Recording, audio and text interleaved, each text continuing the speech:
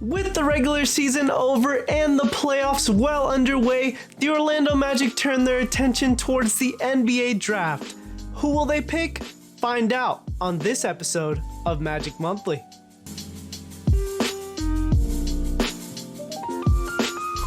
So with the regular season ending, I wanted to start off by talking about the season as a whole and a couple of topics, including the rookies, how injuries affected our season, the development of the players, the guard battle. As you know, we have many guards, and the big man battle between Wendell and Mo Bamba, as well as the Magic looking forward into next season and into the future beyond that. So starting off with the rookies, we had Franz Wagner and Jalen Suggs this season, and obviously, to our surprise, Franz Wagner absolutely was amazing this season, looking like a future all-star for us. He absolutely exceeded all our expectations. Actually, a lot of people were upset when he was picked at number 8 in this last year's draft, but he ended up becoming a lot more productive than even Jalen Suggs himself, who was picked 3 picks before him. And Jalen Suggs did not have a bad rookie season either. He does need to improve on his shooting a lot and his efficiency, but he showed a lot of flashes of being an absolute lockdown defender. I think he can really become like a Marcus Smart, Drew Holiday type of defender for this team, which is huge in the playoffs. You really need those type of guys to move far, and I think he can also develop into a decent playmaker. I think we definitely figured out that he's more of an off-ball guard at this point in his career than on-ball, but that is okay with Markelle Fultz coming back from injury, as well as Cole Anthony being able to play make for others, and even Franz Wagner showing the ability to handle the ball and play make as well. So I think our rookies absolutely did great in their first season, and I look forward to their improvement next year as well. We can quickly talk about the injuries. Obviously this season was injury riddled, as it has been in the past couple years for the Magic. We have not had very good injury luck, and the main person that has affected is Jonathan Isaac. He is a huge part of this team moving forward. Whether he is going to be a big contributor for us, or maybe he's a major trade piece for us if he doesn't pan out as we expected. But either way, he needs to be on the court to see what we have in him. He was an absolute defensive ace before his injuries, and you know, you would hope that he comes back and really helps lead this team into the top echelon of defensive teams. Markelle Fultz obviously missed most of the season, but he seems to be healthy now. We can only hope that next season we are at full strength for most of the year and possibly compete for a play-in spot even. Next up, we're going to talk about the development of some of our players, specifically Cole Anthony, Wendell Carter Jr., and Mo Bamba. All of them improved vastly. Cole Anthony got off to an extremely hot start for us, looking like a true elite scoring guard in this NBA league. And honestly, if he continues to build on that, then that will be fantastic for the Magic. So far, I do think he's fitting into more of a 6-man role for the team, which is perfectly fine. You absolutely need scoring off the bench when your starters sit. That is a huge part of being a good team. I think if he can embrace that role going forward, then that would help the team immensely. And I also think he plays a pivotal role on this team as like the heart and soul of the team, really being the energy, the vocal leader in that locker room for the Magic. As for Wendell, I think he's proven to potentially be a future all-star for the Magic, or at least borderline all-star. He was putting up fantastic numbers towards the end of the season, and he's a great defender, being able to guard guards out on the perimeter as well as defend the rim. I think he's going to be an integral part to this team moving forward, and I think he solidified his spot as a starter as well. And as for Mo Bamba, he's really had his ups and downs, obviously, throughout his career in Orlando. But towards the end of the season, he was really picking it up, and I don't know if he'll be on the team come next season. Obviously, he is going into restricted free agency, and we have to see how much another team might offer him. If the Magic would match anything, I don't think they would match anything, but I think the Magic will offer him a fair deal, probably similar to Wendell's, starting at around $14 million and then decreasing from there. And I think that would be a really fair deal for Mo.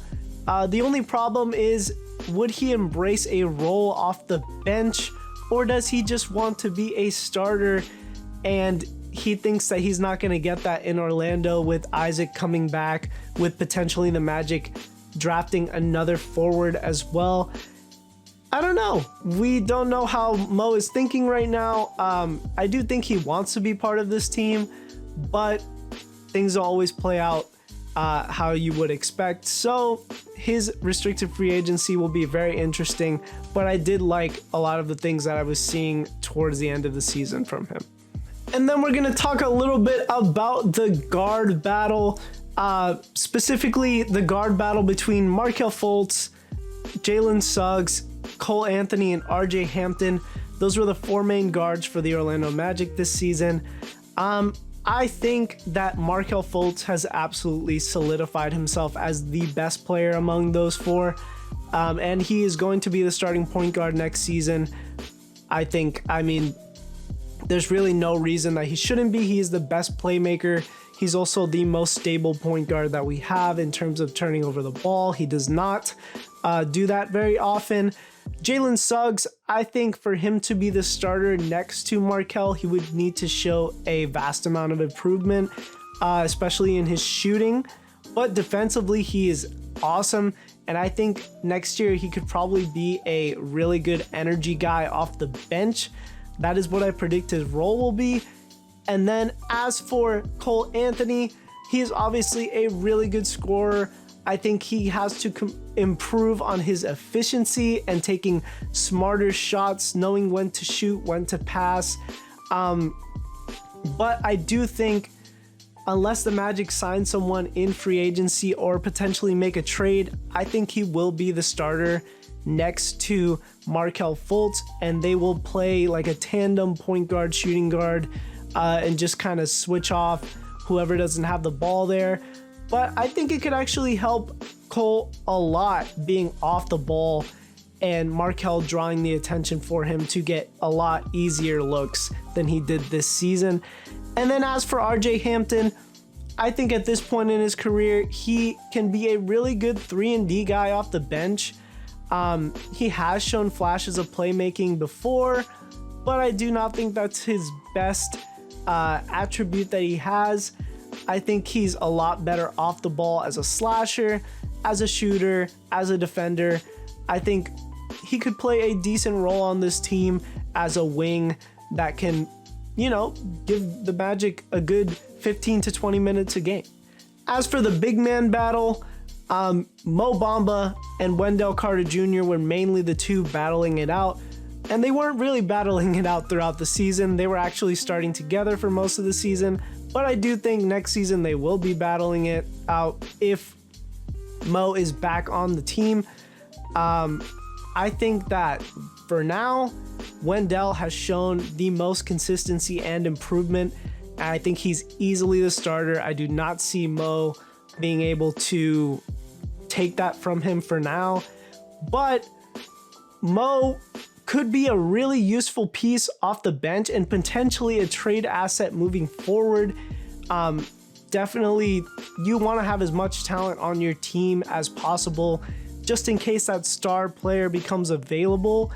You can absolutely load up those extra assets that you have and really put together a nice package for a potential star player. So we'll see what happens. It'll be really interesting with Jonathan Isaac coming back next season, as well as our draft pick, which could very possibly be another big man or forward. So it should be interesting to see.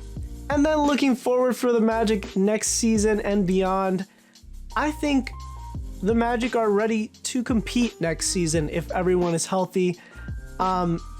I think this team is actually pretty decent. I think they could have been decent this season if everybody would have been healthy.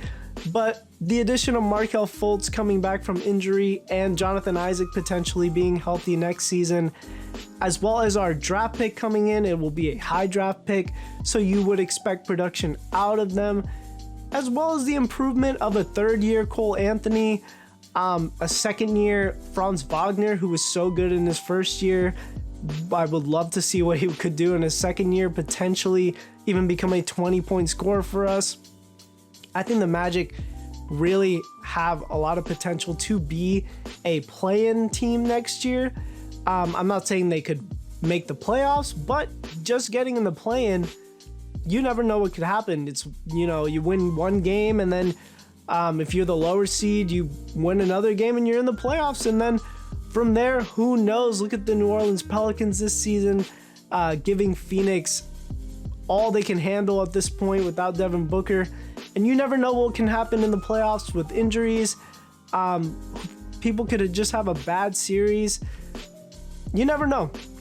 So I think the Magic will surprise a lot of people next season, and I think they will actually be a top 10 defense. Whether Isaac comes back or not, I think they will actually be a top 10 defense due to the personnel that we have. And I'm looking very forward to next season, seeing some competitive Magic basketball. Now moving on to the part you guys have all been waiting for, my NBA Draft Big Board 1.0. We will be doing this again before the draft. And if you guys didn't know, the Magic have the second best odds, which are actually tied for the first because the top 3 picks have the same odds to get the number 1 pick in the NBA draft. So the Magic can draft as high as number 1 and as low as number 6. So we're going to start off with the worst case scenario. The Magic get the number 6 pick in the draft, and you can still get some really decent players at number 6. It's not ideal. Obviously, you don't want to go through all this losing to end up with a starter level player. You'd rather get a star, obviously, but who knows if any of these guys are going to pan out into star players, right? So the guy I would be looking at if we got the 6th pick would be Keegan Murray. He was absolutely fantastic in college basketball this past season. He is a great scorer. He averaged 23.5 points per game. He's also a really solid rebounder, 8.7 rebounds per game, and a really good defender, 1.3 steals and 1.9 blocks per game on great efficiency, 55% from the field, almost 40% from the three-point line, 75% from the free throw line. I think he would be a really solid addition. 6'8" forward that could potentially even play small ball center for you. He reminds me a lot of like a DeAndre Hunter, TJ Warren mix. I think he's really, really a good prospect. And even if the Magic don't get him, I'm really curious to see who gets him because I think he could be a valuable contributor immediately for a team. Now for the number 5 pick, I would definitely see a guy like Jaden Ivey at this point. He absolutely has star potential written all over him. I mean, he is a really good scorer. He needs to improve on his shooting a little bit, but he has a really quick first step. Reminds me a lot of like a Donovan Mitchell, Victor Oladipo kind of guy. I know what you're saying, like we have a lot of guards, we don't need another guard, but at this point you go best player available. Who knows, he could be better than Cole, better than Suggs, better than Markelle. You never know with these guys. But I think he's definitely worth taking a shot at the 5th pick. I think he's potentially even a top 3 pick, depending on how some of his workouts go throughout this time between the playoffs and the NBA draft. Next up on this list is Chet Holmgren. Chet, I would pick at number 4. I know what everybody's going to be saying. Why wouldn't you pick Chet in the top 3? I don't know. Chet, he looks like a fantastic player. He really looks like he could be a good player in the NBA. He really reminds me of like a Rudy Gobert, but with shooting, which is what they said about Mo Bamba a lot, which is also what scares me a little bit. I don't think a Rudy Gobert with shooting is a superstar level player, and especially not one that the Magic need. The Magic needs scoring and shooting, and Chet is really not a guy that can create for himself, and he's not much of a play finisher either.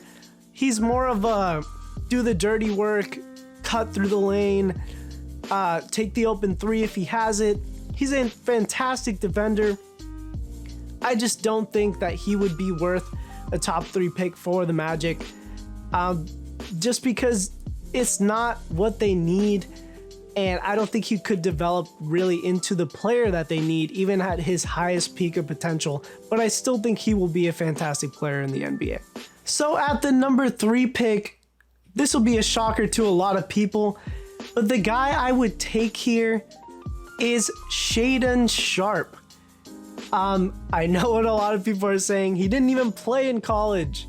He didn't even play at Kentucky. Why would you take a guy that you know nothing about? The guy has natural scoring ability. You can see it from his high school highlights. I know people are going to say, oh, it's just high school. You know, he's playing against a bunch of non-NBA athletes. But I think his draft workouts are going to show a lot about him. I think he could potentially be the best player in this draft class when it's all said and done.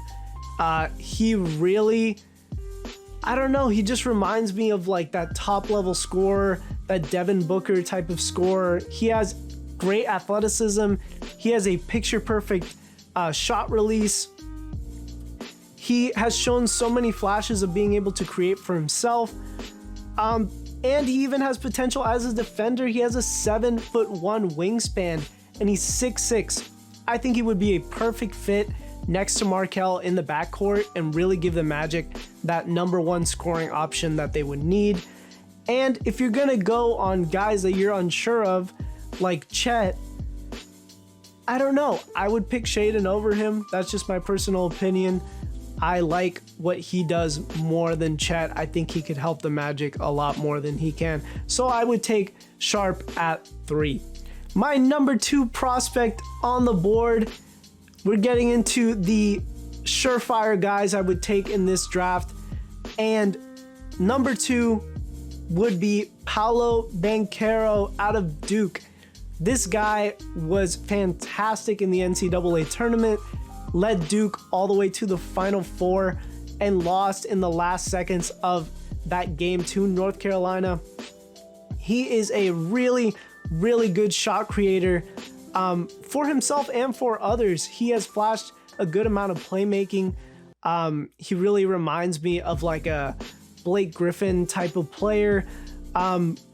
He does need to improve on his 3-point shooting, definitely. That did not look great in college, although he had some really good shooting games in the tournament. But if he can improve on that, I think he can be a 3-level scorer. He's really good at taking guys off the dribble, has a fantastic handle for his size.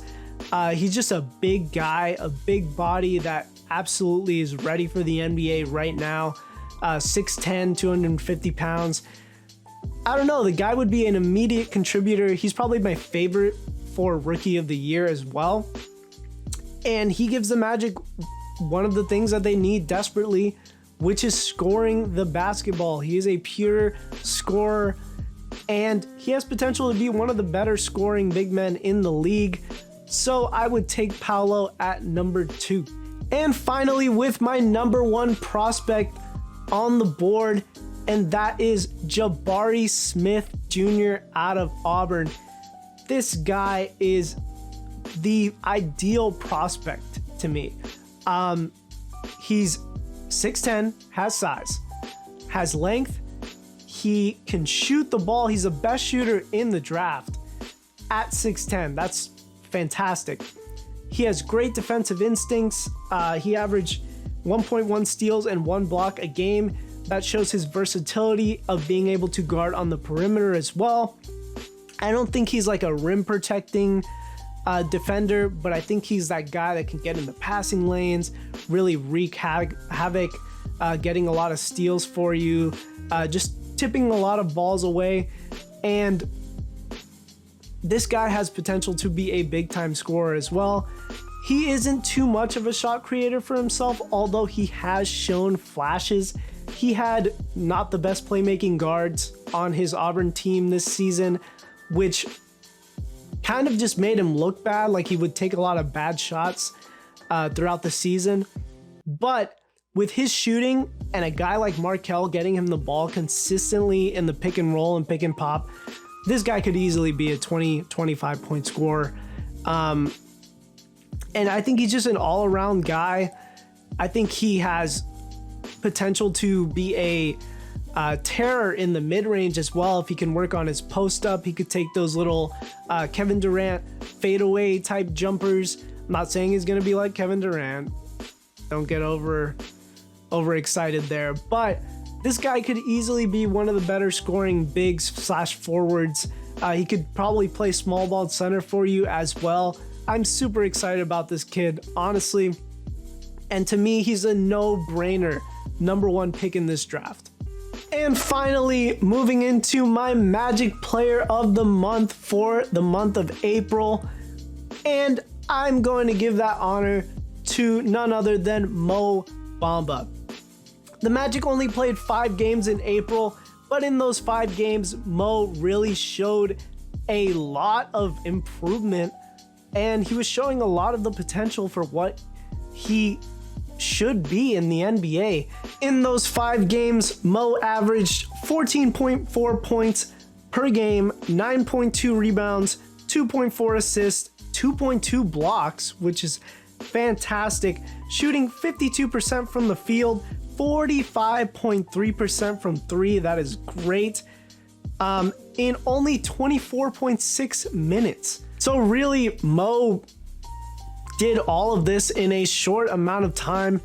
I think this was easily the best showcase of what he could be for this Magic team, or maybe potentially another team if we decide to let him go. But this is the Rudy Gobert with shooting that we were talking about. And I think if Mo continues on this path, potentially he could be back on the team. And then you never know with the battle with him and Wendell, and potentially a guy like Jabari Smith or Paolo, Jonathan Isaac. The Magic have a lot of interesting decisions to make, especially even this summer. And this next season is going to be super interesting to watch all of these battles with all of this young talent on this team and who is going to be on this team moving forward. So my question for you guys this month is, who do you think is the top prospect in this NBA draft so far? Obviously, these opinions can change after we hear more stuff coming out of the combine or even the pre-draft workouts as well. And I would just be really curious to know what you guys think. And what do you guys think of my Big Board 1.0? We will be doing this again, as I said before. Please leave your comments down in the comments section below. I really would love to have a conversation with you guys. I love talking Magic basketball. And also, guys, don't forget to subscribe and leave a like on the video, as well as ring that notifications bell for me. That helps this video get out to all of the other basketball Magic fans, everybody that we want to create a community with. And guys, most importantly, have a great rest of your day.